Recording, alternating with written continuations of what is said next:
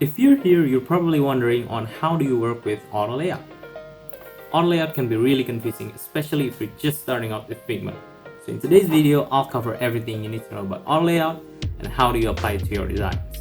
Let's do it. Let's start with the basics. How do you apply Auto Layout to your designs? I'm going to hit on F, create a frame, and if you're selecting a regular frame like this, you can see this icon on the top right of the layout section. Use Auto Layout, so if you click that, it'll transform the frame into an Auto Layout frame. Or a shortcut I like to use is hold Shift and then A, and it also adds an Auto Layout to your frame. If you're selecting items that are not in a frame, like these texts, for example, you can select them both and hold Shift A, and Figma will create a new frame for you that also acts as the Auto Layout frame. So one thing you need to take note of is that Auto Layout only applies to frames. So if I create a rectangle instead of a frame by hitting R on my keyboard like this, so this is a rectangle, not a frame, and I hit Shift A, then it'll create a new frame around the rectangle, which is the Auto Layout frame, and inside you have the original rectangle still. So it's not going to transform your rectangle into an Auto Layout frame, but instead it'll wrap a new frame, which is the Auto Layout frame, around the shape. This icon means that it's an Auto Layout frame, whereas this icon is a regular frame. Before we get to the properties of Auto Layout, you'll need to understand the basics of parent-child relationship. A parent is a layer that has another layer nested within it. A child is the content within a parent.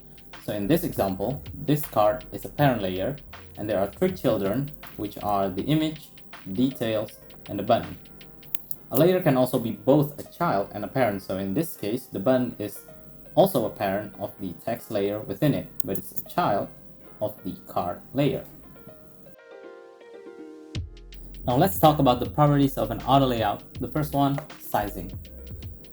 There are three options for sizing, which are fixed, hug, and fill. A fixed value is defined in pixels and is set to stay at that value, so it's pretty straightforward. For this card's height, I'm setting the height to fixed, and as I'm adding more content to it, you can see it's overflowing because again, it is set to that height. The second option is hug. Setting sizing to hug means that it will dynamically adapt depending on the children elements within it. Therefore, the child content defines the parent size. I'll delete this. Let's take this button for example. If I change the setting to hug, it will automatically hug the content within it. In this case, it's the buy now text. So I can change the text to something like make offer and see how the button automatically expands following the content of the child within it or the text. And the third option is fill. With the hug settings, the child defines the parent size, so the text determines the button size. With fill, it's the other way around, so the parent that defines the children's size. I'm gonna apply fill to this button, and it's gonna fill in the parent's container width. And as I expand the card here like this, you can see how the button keeps on filling the whole width of the container. You might not see the fill option sometimes. For example, if I'm selecting the card here, I don't see any fill option, and that's because this element does not have a parent layer, so it has nothing to fill. There's more settings here, such as min and max width. These are a way for you to add limits to layer size so it won't exceed or go below a certain value. I'm going to apply a minimum width to this button, so let's just say 150, 160, and then I'll also apply a maximum width of maybe 500 here. So I'm going to change the size of the card like this, and you can see that it won't go above 500 because I've specified that as the maximum width. And same thing, if I decrease the width here, at a certain point it will stop contracting because it hits the minimum width of 160. So this is a great way of you to keep your designs flexible while also still having some constraints to it. Now let's talk about padding and spacing.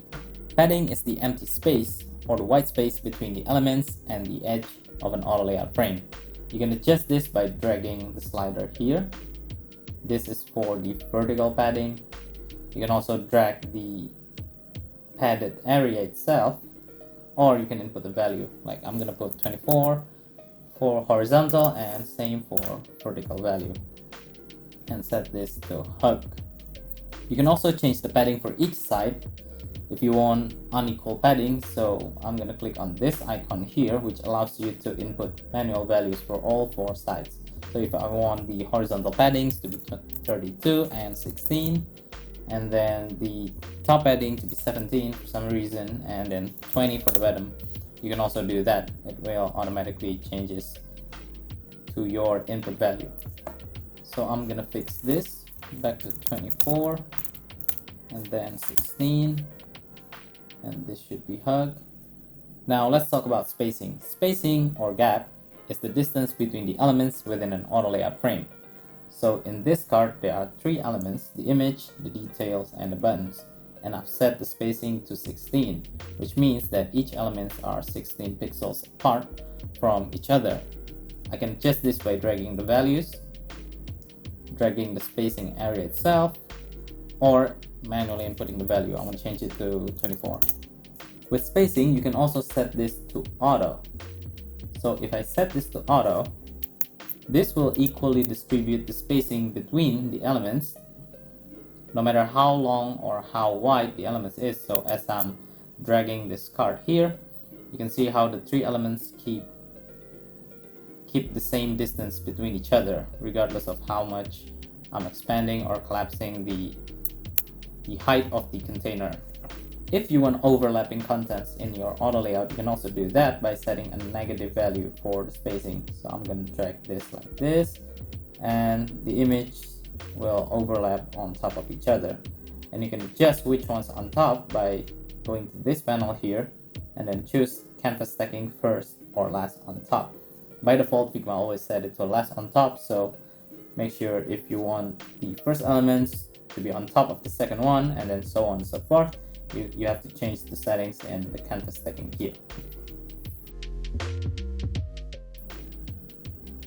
Direction is how you want the elements within an auto layout to be stacked, with vertical, horizontal, and wrap. So I've duplicated the cards 3 times. We have 4 cards here. I'm going to select them all, hit on Shift A, and this is stacked horizontally. If I change this to vertical stacking, it'll create one long column like this. And third option here is wrap, so I'm going to change this to wrap. And if I change the width to fixed and I reduce the width, it'll create more rows when needed. So something like this. When you have a wrap setup, you can have 2 different spacing options. So one is for the horizontal gap, and then the second is vertical gap. These doesn't have to be the same value. If I want 40 horizontally and I want the vertical gap to be 120, I can do that. So yeah. Alignment is where you set how you want the child layers to be positioned within the parent container. So it's these boxes right here.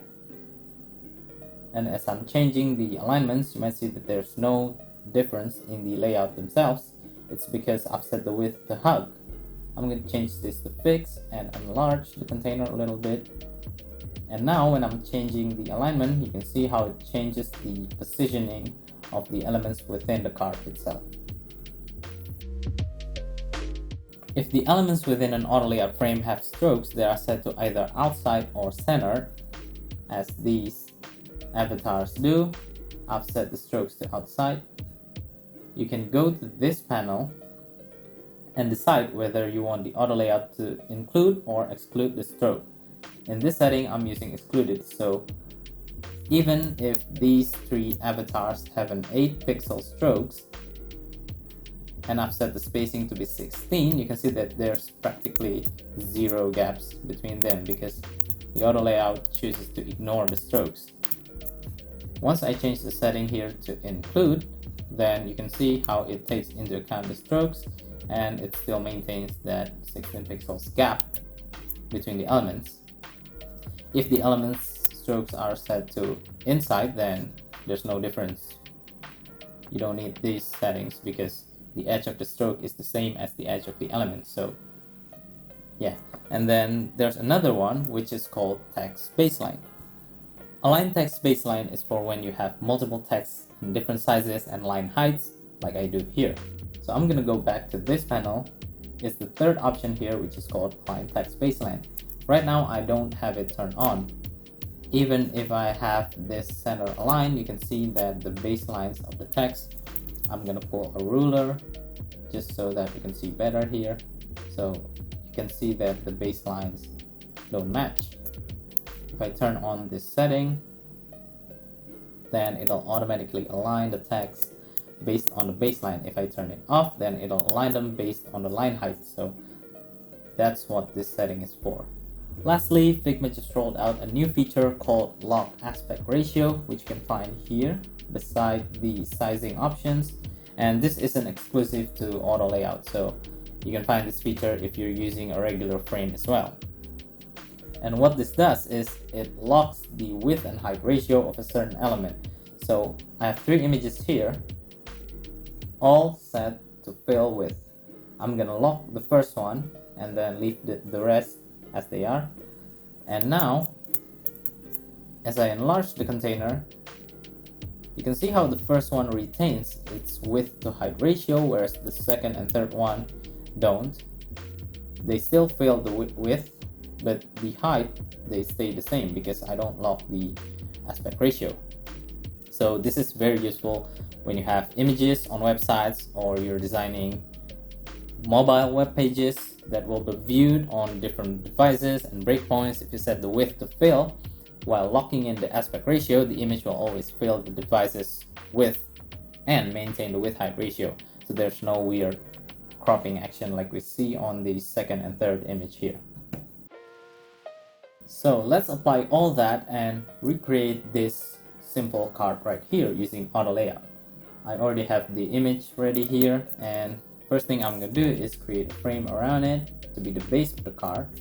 Hit Shift A, create an Auto Layout, and I'm going to give this 24 paddings for each side and write a text which is the title of the item. Give this an auto width. Fill the container. Make this a little bit smaller. Change the weight to regular. Duplicate. Now this one is for the price. We want the price to be a little bit bigger. And give it a semi-bold. Duplicate this one more time. This time it's going to be for the location.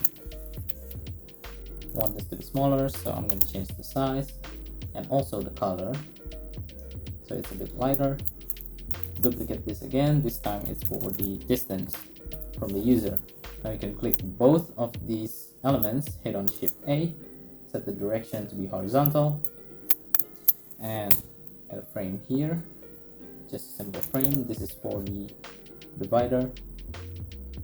Give it a fill, align this center and give it a gap of 8. Now we can wrap this tree in another auto layout. Give it maybe an 8 spacing. I'm gonna create another text here for the details. So like new, duplicate for the label condition. The label, we want it to be smaller. And we're gonna change the color as well. Hit auto layout for these two. Give it a spacing of 4 pixels. And you can duplicate this. Wrap another auto layout, set the direction to be horizontal, give it a 0 spacing, and both of these elements are set to fill the width. So this one is going to be for when the item was listed. And then you can duplicate this whole row one more time, and this time it's going to be for the brand. And the last one is the category. Typo there, so we might want to make these a little bit smaller so it's not the same size as the title, like so, and leave these spacings maybe 2 pixels is enough. Now let's create the button here. I'm gonna copy the text, paste it here, buy now, and center the text, hit on Shift A. Now we have a frame that wraps the text. Give it a fill. You can use the eyedropper by hitting I on your keyboard and change the text to white. Make this a little bit bolder, semi-bold maybe. And now let's apply a padding to the buttons here, maybe 12 vertical and 32 horizontal. So now these three items can be wrapped in another auto layout, Shift A. Spacings can be 12 pixels, and then the big card, the main card here, we want to give it a gap of 24. Now the only things missing is the soft corner radius here, so you can apply this maybe 32 or 24, and then the image inside you can give it 16. Same for the button as well, maybe 12 or 8. And this is a little bit larger than this one, so this one has a spacing and padding of 16, so that's why I'm going to change to 16. And the width is set to hug because the item here is fixed in width, so I'm going to change this to fixed as well, 313. And let's change this to hub content. Now the radius is still not the same, so I'm going to change this to 8, this one to 16, and then we have 16 spacing here. So I'm going to wrap this in another auto layout and change the big frame to be 16. And yeah, there we have it, building a e-commerce cart listing fully with auto layout. If you've made it to the end, thank you so much for watching. I hope you found the video useful, and if you do, please consider giving it a like, subscribe, and I'll see you on the next video.